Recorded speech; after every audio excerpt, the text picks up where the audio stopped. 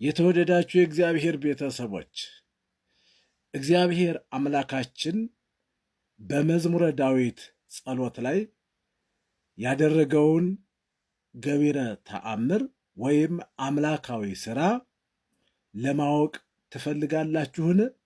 መልሳችሁ ደግሞ አዎ እንፈልጋለን ካላችሁ እንደ እግዚአብሔር ፈቃድ ከመዝሙር 1 እስከ መዝሙር 150 ያለውን እግዚአብሔር አምላካችን በዚህ በመዝሙረ ዳዊት ላይ ያደረገውን አምላካዊ ተአምር እንማራለን ማለት ነው። ስለዚህ ዛሬ የምንማረው መዝሙር 1 ያለውን ኃይለ ቃልና እንዲሁም ደግሞ ይሄ መዝሙር 1 ለሰው ልጆች እንዴት እንደሚጠቅም ሁልጊዜም ይህን መዝሙር 1 ስንጸልይ የምናገኘውን ጥቅም እንመለከታለን ማለት ነው። አንደኛ ትክክለኛውን የህይወት አቅጣጫ እንድናውቅ ይረዳናል። ማን? መዝሙር 1 ማለት ነው። መዝሙር 1 ትክክለኛውን የህይወት አቅጣጫ እና መንገድ እንድናውቅ ያደርገናል። አቅጣጫቸውን የሳቱ መንገዱ የጠፋባቸው በጣም ብዙ ናቸው። በዚህ ዘመን በተለይ በዚህ ዘመን አቅጣጫቸውን የሳቱ የህይወት አቅጣጫቸውን የሳቱ መንገዱ የጠፋባቸው የህይወት መንገድ የጠፋባቸው በጣም ብዙ ናቸው። ስለዚህ እያንዳንዱ ሰው የጠፋብህን አቅጣጫ ለማወቅ የጠፋብህን መንገድ ለማወቅ የሳትከውን መንገድ ወይም አቅጣጫ ለማወቅና በትክክለኛው መንገድ በትክክለኛው ዓላማህን ተከትለ ለመሄድ ይህን መዝሙረ ዳዊት ሁልጊዜ ልትጸልይ ይገባል ወይም ልትጸልዩ ይገባል። ይህን ካደረጋችሁ በትክክለኛው መንገድ በትክክለኛው መስመር ትሄዳላችሁ ወይም ደግሞ ትኖራላችሁ ማለት ነው። ወደፊት ልትደርሱበት ያሰባችሁበትን ዓላማ ከወዲሁ ታውቃላችሁ ማለት ነው። ሚስጥር ይገለጥላችኋል ማለት ነው። እግዚአብሔር አምላክ በዚህኛው መንገድ ብትሄድ ክፉ ነገር ይገጥመሃል፣ በዚህኛው መንገድ ብትሄድ ደግሞ መልካም ነገር ይገጥመሃል ብሎ አምላካችን እግዚአብሔር ሚስጥሩን ይገልጽልናል ማለት ነው። በሁለተኛ ደረጃ ይሄ መዝሙር 1ን በምንጸልይበት ጊዜ መንፈሳዊ ጥንካሬንና ፍሬያማ ሕይወትን እናገኛለን። መንፈሳዊ ጥንካሬ። ዛሬ ብዙ ሰዎች በመንፈሳዊ ሕይወት ጠንካራ አይደሉም። አንዳንድ ትንንሽ ፈተናዎች አይደለም ትልልቅ ትንንሽ ፈተናዎች ሲገጥሟቸው እንኳን የመረበሽ የመደንገጥ ሁኔታ ይታይባቸዋል ማለት ነው። ስለዚህ ክርስቲያን ደግሞ በመንፈሳዊ ሕይወቱ መጠንከር መቻል አለበት። የእግዚአብሔር ልጅ ለመባል እያንዳንዱ ክርስቲያን በመንፈሳዊ ሕይወቱ መጠንከር አለበት። ስለዚህ መንፈሳዊ ጥንካሬ እናገኝ ዘንድ መንፈሳዊ ጥንካሬ አግኝተን በክርስትና ሕይወታችን ተጉዘን ፍጹም የእግዚአብሔር ልጆች እንሆን ዘንድ እንዲሁም ደግሞ በሕይወታችን ፍሬያማ ሕይወት እንዲኖረን በሕይወታችን በክርስትናችን ከ30 60 100 ፍሬ እንድናፈራ ይህን መዝሙረ ዳዊት መጸለይ ያስፈልጋል ማለት ነው።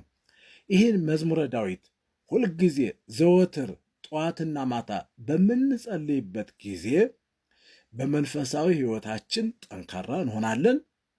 የጎደለው ይሞላልናል ወይም ይጨመርልናል። እንዲሁም ደግሞ ፍሬ አልባ ሆነን ከሆነ ደግሞ ፍሬያማ ሕይወት እንዲኖረን ይሆናል ማለት ነው። ስለዚህ ሁልጊዜ መጸለይ ያስፈልጋል። በሁለተኛ ደረጃ ደግሞ በጣም የምናገኘው ጥቅም ይህን መዝሙረ ዳዊት በምንጸልይበት ጊዜ የምናገኘው ከፍተኛ የሆነ ጥቅም ደግሞ አለ። በሶስተኛ ደረጃ አንደኛ አእምሮ በበጎ ነገር እንዲሞላ፣ አይኖቻችን መልካም ነገር እንዲያዩ፣ አይኖቻችን ከምቀኝነት፣ ከክፋት፣ ከተንኮል ተከልክለው ይልቁንም በጎ ነገር እንዲመለከቱ አይኖቻችን፣ አይምሯችን ሁልጊዜ ጠዋትና ማታ መልካም ነገር እንዲያስብ እንዲያሰላስል መልካም ነገር አስቦ እንዲሰራ የሚያደርግ ይሆናል ማለት ነው። ስለዚህ አይምሮ የጎደለን አይምሯችን ክፉ ነገር የሚያስብ ክፉን መጥፎውን የምናስብ ሰዎች ይህን መዝሙረ ዳዊት ምዕራፍ 1 መዝሙር 1 ጀምሮ ስንጸልይ አይምሯችን በበጎ ነገር ይሞላል ማለት ነው። በበጎ ነገር፣ በጥበብ፣ በማስተዋል፣ በእውቀት አይምሯችን ይሞላል ማለት ነው። ስለዚህ ዛሬ ዓለም እየታወከች ያለችው ሰዎች በጣም እየተፈተኑ ያሉት አይምሮ በጎደላቸው ሰዎች ናቸው። አዋቂ ናቸው፣ የተማሩ ናቸው፣ ግን እናውቃለን ይላሉ፣ አያውቁም። አይምሯቸው ጎዶሎ ነው፣ ባዶ ነው። ስለዚህ አይምሯችን ሙሉ እንዲሆን በተለይ ሕፃናት በሕፃንነታቸው ሙሉ አይምሮ እንዲኖራቸው የተባረከ የተቀደሰ አይምሮ እንዲኖራቸው መልካም እንዲያስቡ ለሀገራቸው፣ ለሕዝባቸው፣ ለእናት አባቶቻቸው፣ ለወንድም ለእህቶቻቸው፣ ለጎረቤቶቻቸው፣ ለአሳዳጊዎቻቸው መልካም ነገር እንዲያስቡ አይምሯቸው ሙሉ እንዲሆን አይምሯቸው በእውቀት በጥበብ የበሰለ እንዲሆን ይህን መዝሙረ ዳዊት እንድትጸልዩላቸው ማንበብና መድገም ከቻሉ ደግሞ እነሱ ራሳቸው እንዲጸልዩ አድርጓቸው።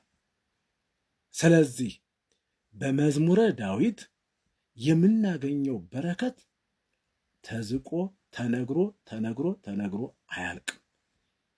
የመዝሙረ ዳዊት ምስጢራዊ አምላካዊ ምስጢሩ በጣም ብዙ ነው። እግዚአብሔር አምላክ በመዝሙረ ዳዊት አድሮ እኔና እናንተን የተባረከች የተቀደሰች ሕይወት እንዲኖረን የተባረከች የተቀደሰች መንገዳችን የተባረከ እንዲሆን ኑሯችን የተባረከ እንዲሆን ሰውነታችን ፍጹም የእግዚአብሔር አገልጋይ እንዲሆን ጠቅላላ ሰውነታችን ከራስ ፀጉራችን እስከ እግር ጥፍራችን ድረስ የተባረከ የተቀደሰ እንዲሆን መዝሙረ ዳዊት ዋነኛ መሳሪያችን ነው ማለት ነው።